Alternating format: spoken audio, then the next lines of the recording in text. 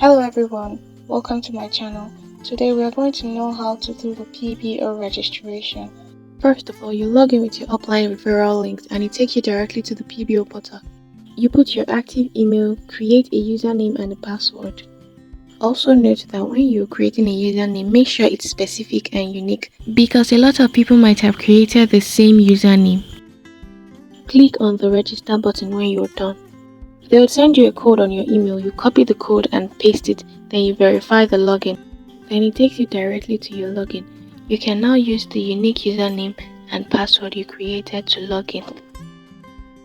In case you forget your password, you can always change it.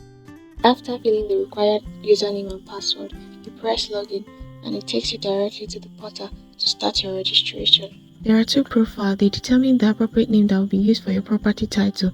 We have the personal profile and the corporate profile. The personal profile is for you and the corporate profile is for your company. So we are using the personal profile because it belongs to an individual and not a company. Then you fill in accurate information like your surname. Your middle name is optional, it's not really required, but your first name is required. Your primary phone number, which is your mobile phone number, the one that you are usually contacted with. The secondary phone number is just an alternative phone number, which is optional. Then your date of birth, you choose your gender if you're a male or a female. Then you choose your marital status. For those in diaspora, you choose your country code. Then you choose a passport photograph of yourself. It should not be in PDF and it should not be more than 5 MB. Then the next process is your local details, which is your address details.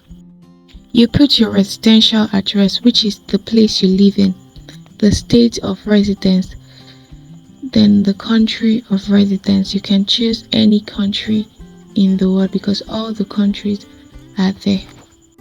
The occupation is what you do. Then nationality. Some people might be living in a particular country, but they are not from there, so you choose the country you're from. You can be from Nigeria or from Afghanistan or another country. Then you choose your preferred language and your preferred currency. The next details is about your next of kin. You fill in the information of your next of kin. Your next of kin is your closest living relative. It can be your father, your mother. The last details is your account details. You fill in your account name, number and bank, and then you choose a signature. Also, you choose a center. You must be under a center. Then the SWIFT code there is for international bank transfers. After all, you click on submit. Then it takes you to your dashboard because your profile has been updated. And that's all for this video. See you in my next video. Make sure to comment, like, subscribe and share this video. Thank you.